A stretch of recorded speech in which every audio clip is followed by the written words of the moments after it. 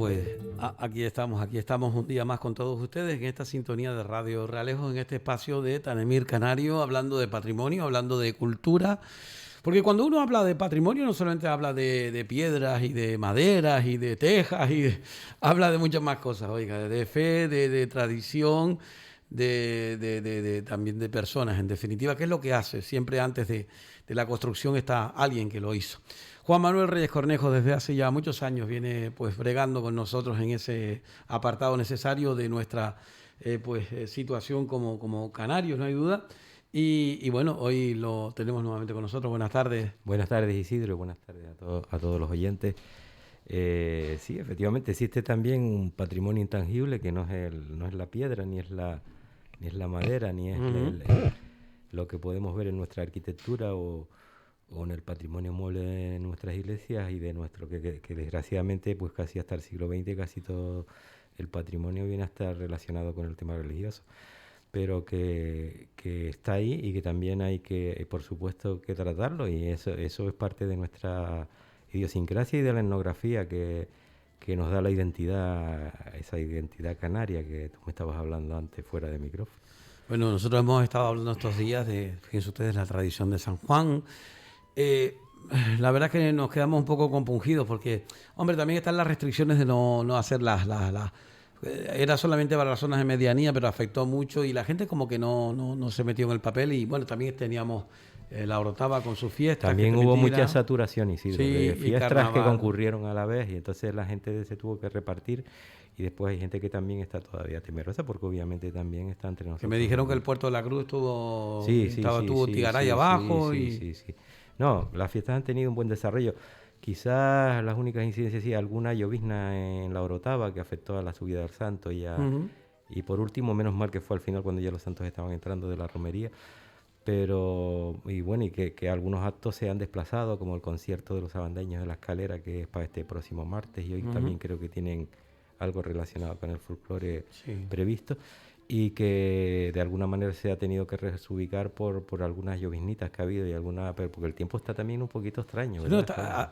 Ayer hacía hasta frío, por la tarde cuando salíamos nosotros, incluso en la mañana yo que iba a misa a primera hora, puesto que después estaba la excursión de la parroquia, pues fuimos a misa a las 9 y yo llevé camisa, no llevé sarianita, como dice mi madre, y yo cogí. Está muy variable y hay mucha gente que está cayendo con gripe y se piensa que es el COVID, que no, ni mucho menos, y que de alguna manera es debido a estos cambios tan bruscos, porque te vas, aquí se ve en la isla muchos microclimas, y te vas a Santa Cruz, por ejemplo, y es un calor a lo mejor de casi 30 grados, y después te vienes aquí al norte y resulta que está intentando lloviznar y ha bajado la temperatura, y eso, quieras que no, pues te afecta también, y en el caso de ustedes, pues a la voz también, que hay muchos locutores que se ve que tienen la voz cascada debido a esos cambios de temperatura. Uno de ellos soy yo, porque entre otras cosas, porque no solamente se dedica uno a la radio, también está con los idiomas, con las clases de inglés, pero también las presentaciones, quieras o no quieras, hablas más fuerte, tienes que gritar más.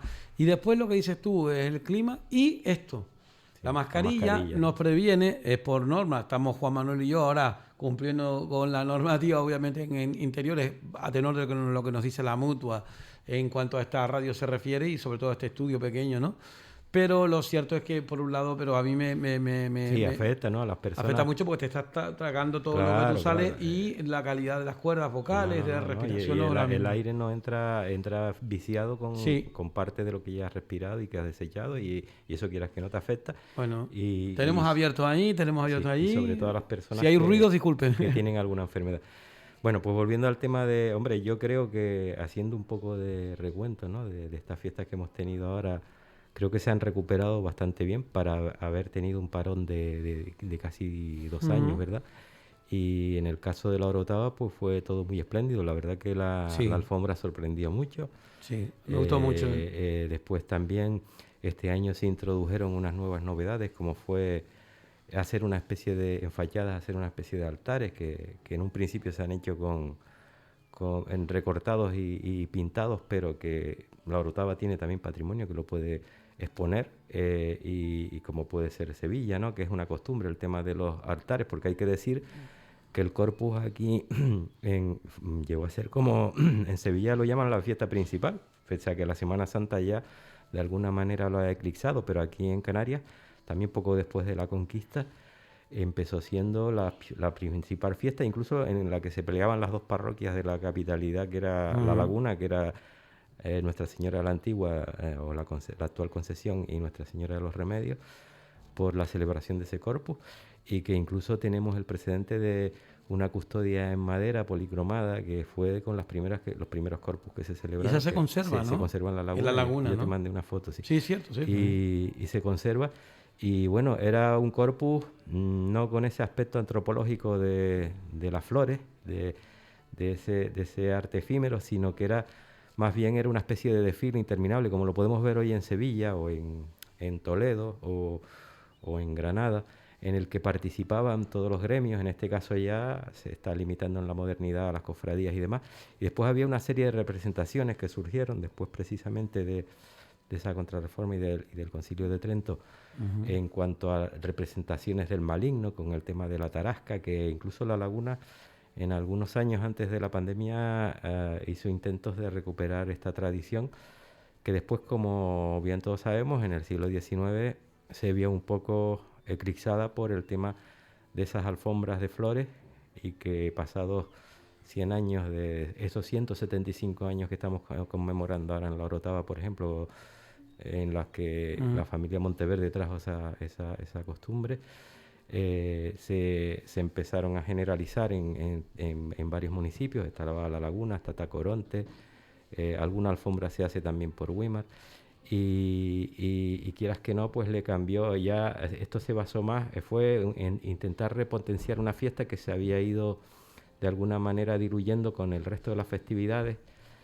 y que fue una forma de que la familia Monteverde, haciendo primero un pequeño tapiz delante de su casa, pues de alguna manera eso cundiera y se transformara. Después incluso, según dicen, ¿no?, su empleado Valladares hiciera las zaragatas con esos moldes, con esos aros de tonel, y para darle una continuidad a ese recorrido en cuanto al recorrido alfombrado.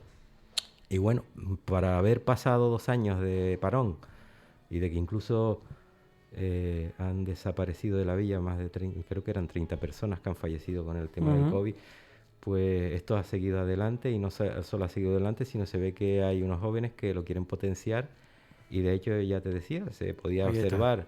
Sí, esa no es pueden la verlo porque custodia, está muy lejos la cámara, pero sí, bueno. es en madera, porque, ¿sabes? Ahora está Sí. prohibido por la liturgia el utilizar otros elementos que no sean metales nobles Sí. para el tema de las custodias, aunque hay algunas excepciones y hay alguna gente que usa vasos cerámicos y demás, pero esa es un referente porque fue un poco la primera custodia con la que se celebró la fiesta principal que existía en las islas poco después de la conquista. Estamos hablando de principios del siglo XVI. Y que, por cierto, esto de los siglos es un vacilón, porque a veces vienen también a retransmitir las retransmisiones y permítanme la redundancia, del corpus, y algunas equivocaciones se le cuelan a los comentaristas, y más que a los comentaristas, a los locutores que llevan el tema del programa. Ayer, por ejemplo, se hablaba de que la romería databa del siglo XVII, cosa que no es cierta. Del siglo XVII dataría aquí en Los Realejos el culto a San Isidro Labrador, que es el primer santo que llega aquí poco después y que ahora estamos precisamente celebrando los 400 años de su santificación, y que no hay que meterse en charcos que uno desconoce, ¿sabe?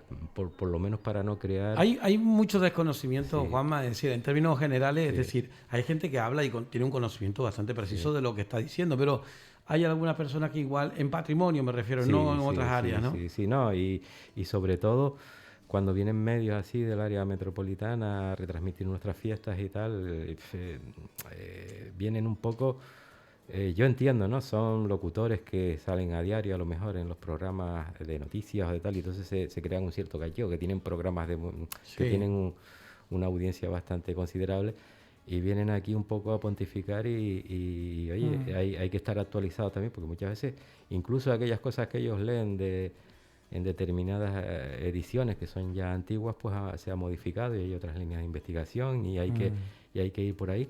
Y después lo que no hay es que desinformar al pueblo, porque date cuenta tú que si estás al frente de un medio, Sí, no, y hay que tener mucho cuidado. Por eso uno cuando va a una presentación, por ejemplo, te lo digo a título personal, yo intento siempre empaparme bien de qué, cómo, cuándo, dónde, porque soy muy quintiliano. Sí. Y sobre todo porque me da mucho reparo. Y de hecho, No, incluso sabes, antes de entrar en el ¿sabes escenario, lo que digo, pasa mire, también, Isidro? Mira, una que te sirve para no meter la pata y para aprender. con el interlocutor que estés entrevistando, en el caso de que estés haciendo una entrevista.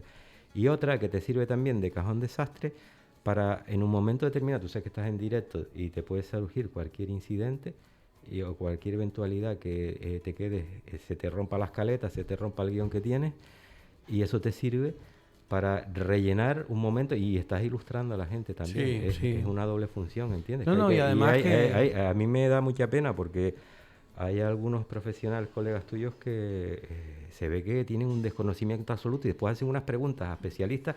Yo he visto retransmisiones de temas a nivel regional, por ejemplo, la Virgen de Candelaria. Recuerdo un año que estaban entrevistando a Tejera Gaspar, al profesor Tejera Gaspar, que es Premio Canarias de Historia y sobre todo el poblamiento de las Islas Canarias. Y la persona que lo estaba entrevistando no le sabía sacar el rendimiento y es más...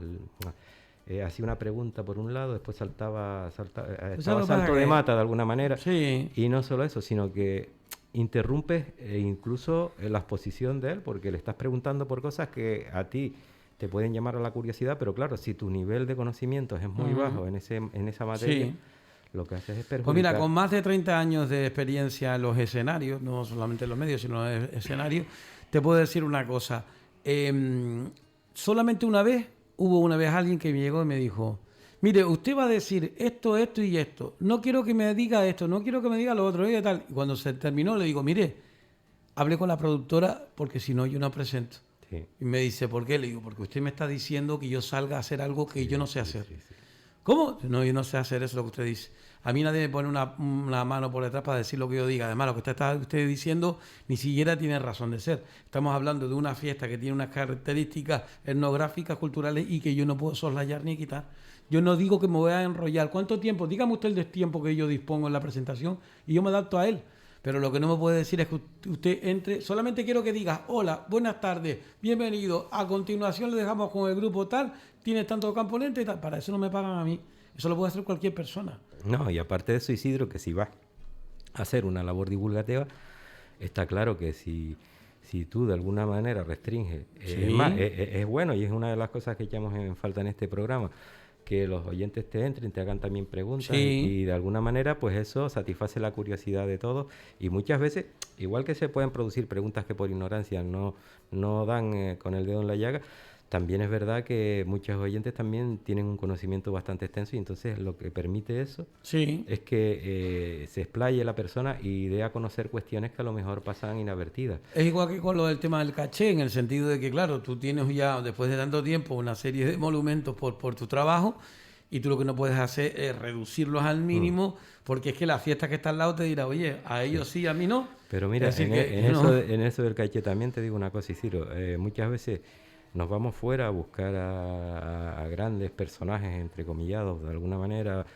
y a ser los protagonistas de nuestras fiestas y estamos renunciando a la cantera que tenemos aquí, gente muy documentada y muy preparada y que además puede hacer una exposición de lo que son esas fiestas o esa celebración mucho más próxima y más informada que una persona que viene de fuera. Pues por terminar por mi alocución nada más para que sigas tú, lo único que tengo que decir es que yo ayer escuché, no vi todo, la romería, vi un poquito de la televisión canaria, pero sí escuché la voz de un director de la agrupación folclórica Asociación Cultural Orval, que es José Chávez, que lo hizo muy bien. Sí. José Chávez le da ese plus, hablar de Gijides, como él habló de Gijides, hablar de las tradiciones y todo, pues eso... Pero te das cuenta, porque es una persona que es del medio, que está en el ámbito y conoce por cercanía, no porque... No, y que ellos han hecho un trabajo de ayer y a hoy con los altos... Y en eso hay que ser un poco modesto, hombre, yo entiendo, viene un medio de fuera que de alguna manera desconoce nuestro intríngulis, pero sin embargo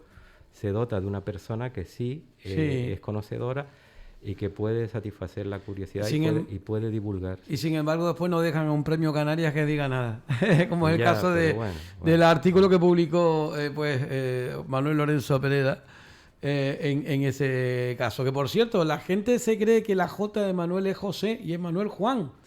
Que ayer también, que estos días celebraba no sé si es por San Juan Bosco, San Juan Evangelista o San Juan Bautista, pero Juan se llama también. Sí, bueno, lo de los premios Canarias, pues mira, yo te estaba contando antes fuera de micrófono la experiencia que tuvimos con el tema de la comisión que se creó para don Ezequiel, pero bueno, son temas que están ahí. Oye, y Ezequiel se le ha hecho varios homenajes ya, ¿no? Después, poco antes de fallecer, cuando él estaba internado en Santa Rita. en el geriátrico, el geriátrico de abajo, que está aquí en el Llano San Sebastián, en la Orotava. Sí. El Cabildo sí le intentó hacer algo y creo que fue por mano también de este chico que es consejero, que es de aquí del Realejo, por el Partido Socialista, creo. Miguel Ángel Pérez. Miguel Ángel, sí. Se le hizo algo, allí se le dio una especie de medalla de la isla, que yo creo que era una de las primeras que se daba. Pero, ¿sabes lo que pretendíamos nosotros? Con el tema del Premio de Canarias, tú sabes que conlleva una retribución también, que son unos 30.000 euros. Y era de alguna manera hacerle más fácil a él y a doña Barista, su señora, ese fin de etapa que la verdad que lo pasó muy, muy controvertido. Y no se logró, pero bueno, no cabe duda que los premios de Canarias también tienen un aspecto, pese a que tienen sus bases y tienen su fundamento y su protocolo y demás, tienen un aspecto también político y eso a veces influye también, que yo no digo que no esté de acuerdo, pero que a mí me parece que el mejor reconocimiento suele ser siempre. Lo que pasa que, claro, eso no concuerda muchas veces, y sobre todo con aquellas personas que aman su profesión y que se han volcado en ella y que a lo mejor no se han planificado su vida para después terminar su ciclo vital. Sí te digo que quien mejor reivindica a un artista es su obra. Y de hecho, la obra de don Ezequiel está ahí, está en nuestros templos, está tanto de isleños como de fuera de aquí. Y lo está reivindicando como artista. La lástima de esto es que él no viera ese reconocimiento y que vio otros reconocimientos menores. Se le intentaron hacer varios homenajes. También se le dio por ser en una época director y alfombrista, que empezó con don Tomás Machado en los inicios de la plaza, cuando empezaron a hacer la alfombra de Arenas del Teide. Se le dio el pétalo de oro, se le hicieron algunos homenajes, se le ha puesto una calle también, creo que está por el barrio de la Perdoma. Y hombre, más que nada todos esos reconocimientos han sido gracias a agentes sociales como don Luis Melo, que se movió porque después incluso hasta la iglesia, fíjate tú, yo recuerdo que a la iglesia le hizo a él muchos favores, y la iglesia sin embargo no le correspondió. Los grandes proyectos siempre se iban a buscar fuera y él estaba para las restauraciones de emergencia, cuando se rompía una imagen. Por ejemplo, la patrona de la isla, Nuestra Señora de los Remedios, se le rompió el niño, se les cayó de la hornacina y tuvo el que estar toda una noche ahí recomponiéndoselo.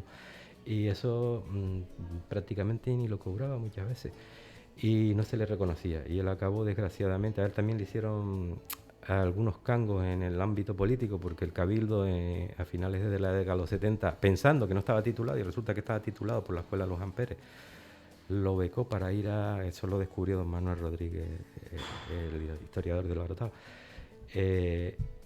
Lo becó para ir al Cabildo y le iban a prometer que ejecutara una restauración sistemática de todo el patrimonio de la isla de Tenerife, que estaba en bastante mal estado, aunque él había ya sido conservador de algunas piezas más relevantes, ¿no? Con restauraciones en off que nadie conocía, porque cuando te vas a ver la bibliografía, por ejemplo, del Cristo de Tacoronte, resulta que solo lo había restaurado Rivera y la señora Escotado por último, y resulta que no es cierto, porque hubo mantenimiento también de esa imagen. Y estas cuestiones las desconoce la gente. Pues bueno, pues le iban a dar ese trabajo, que empezó a realizarlo en el antiguo Hospital Civil, lo que hoy es el museo y empezó precisamente con la Iglesia de la Concepción a restaurar una serie de piezas allí, en unos cuartos creo que eran mortuorios, que se usaban para, ¿sabes? Y de buenas a primeras, pues alguien le metió un cango y se quedó el hombre. Cuando en Sevilla ya lo habían reconocido, lo querían absorber allí para que se hubiera tenido que desplazar él con su señora y demás. Y de hecho muchas cofradías ya le estaban haciendo encargos y lo nombraron incluso hermano honorario de algunas cofradías. Pues se vino para acá pensando que el Cabildo le iba a abrir las puertas y al final acabó mal. Pues sabes una cosa, se ha abierto la caja de Pandora, porque la verdad que en las restauraciones, Juanma, hemos tenido suerte dispar, porque han habido restauraciones y han habido reformas y remozamientos que han sido una locura para el patrimonio urbano, porque no se nos puede olvidar de que cuando hablamos, por ejemplo, de una iglesia, no solamente es la iglesia y lo que tiene dentro, sino el entorno. Por ejemplo, bien de interés cultural, el BIC. Aquí en Los Realejos hemos visto ese kiosquito que hicieron allí, que la verdad, igual que en otros sitios, es decir, hay una serie de cuestiones que incluso no dependen ni siquiera de la parroquia ni del propio municipio. Había una queja estos días de un vecino que me llegó aquí a la radio, me entregó un papel, se lo entregué yo a la compañera Patricia, con respecto al mirador de San Pedro. Que resulta que el vecino se queja, junto con otro vecino que ha cogido firmas, de que prácticamente lo que es el restaurante que está allí, pues, o los restaurantes, no sé cuántos son, pues que han cogido un poquito tanto la terraza que impiden, según siempre el criterio que ellos dicen, el buen funcionamiento de ese. Y claro, la respuesta del señor alcalde, don Adolfo, es que no hay competencia. Es decir, hay algunas cosas que son competencia nuestra, pero otras no pueden ser Sí, competencia. porque concurren otras administraciones. Date Pero cuenta. ¿y cómo es eso con un mirador que está en tu Ya, municipio pero no te pertenece? No, pero mira, date cuenta una cosa. Esa formaba parte de lo que es la parte donde se ubica el mirador, el antiguo mirador, que ahora está cortado la circulación. Cortado la circulación, pueden acceder para estacionar, creo. Es un desdoblamiento de la antigua C820. Sí. Ahora se llama TF5, ¿no? Pero pertenece al Cabildo, y el Cabildo es el que da esas concesiones, y eso no solo se da aquí en el Realejos, en el puerto también, por ejemplo, los restaurantes y los locales que están en la trasera de la calle Mequinés, sobre todo al llegar a la zona del muelle, hay una parte que incluso le han pedido concesiones a costas y les han dado unas terracitas donde estaba el antiguo locutorio de... Sí. Y eso funciona así, es decir, la autoridad, que es la titularidad, es la que te da la concesión de ese uso. Y ahora me imagino que por el tema del COVID y demás, tú sabes que se han ampliado las terrazas y demás porque no se podía hacer la actividad en los interiores. Sí. Pues me imagino que lo que habrán hecho es solicitarle, en este caso al Cabildo y al área de carretera, una concesión para utilizar esa zona, que es verdad que casi aquello, lo que era la antigua carretera, que date cuenta tú que antes toda la circulación del norte pasaba por allí, por delante. Sí, es una pena que no tenga la carta aquí, lo siento, la dejamos dentro del estudio.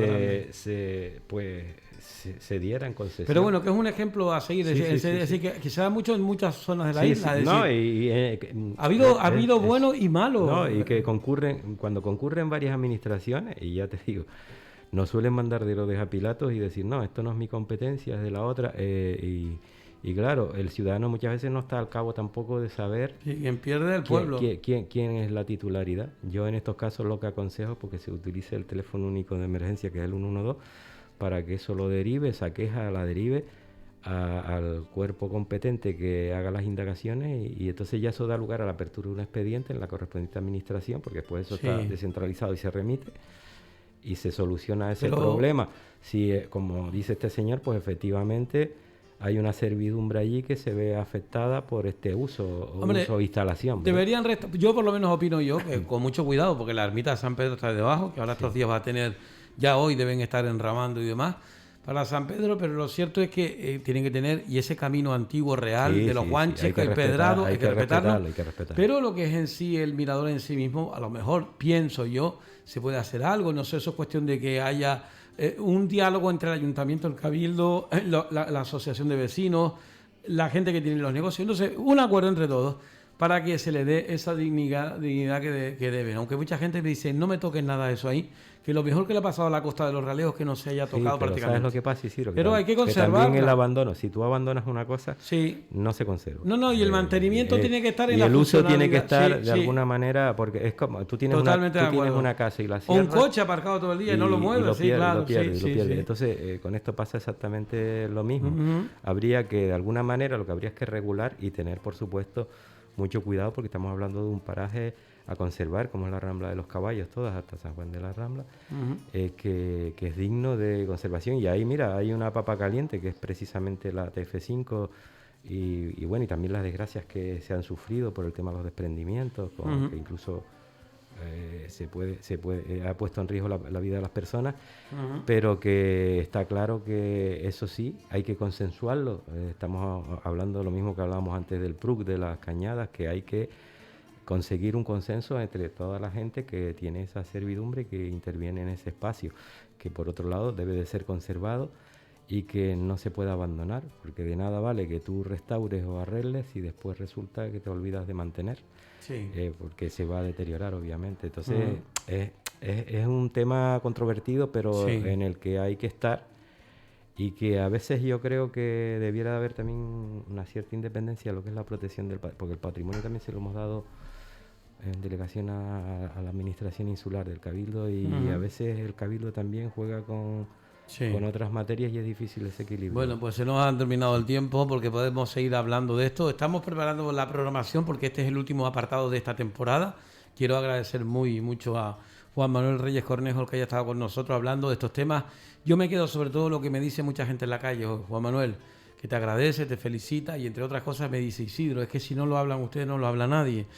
La cultura no. Tú me pongo a hacer zapping, hasta incluso en la tele, salvo la 2, los documentales de la 2 y algunas de las emisiones de televisión que no son las normales, sino son otras plataformas y todo, no se habla. Y es una pena, y nosotros los canarios tenemos un desconocimiento grandísimo. Y eventos como el de ustedes, pues mira, yo he ido a visitar cosas que Juan Manuel, creo que te lo dije, ¿no?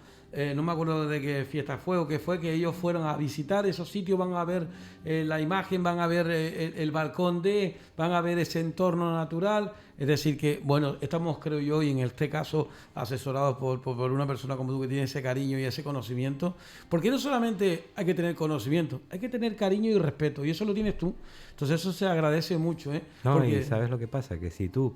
Claro, eso me lo dio a mí porque mis padres, de alguna manera... Te lo inculcaron también. Me educaban así. Nosotros salíamos... Mi padre tenía la ventaja, en una época en que no había tantos coches, de tener un automóvil, y entonces nos llevó por todas las fiestas de la isla, a mí y a mi hermano, y eso es lo que nos ha hecho, de alguna manera, encariñarnos con ellas y con las tradiciones. Y también nos ha dado mucha pena que muchas de esas tradiciones se hayan perdido, ¿no? Yo te estoy hablando, yo tengo ya 61 años, y te estoy hablando de los años 60, de los años 70, y cómo desgraciadamente hemos dejado por el camino muchas tradiciones y mucho patrimonio, ¿eh?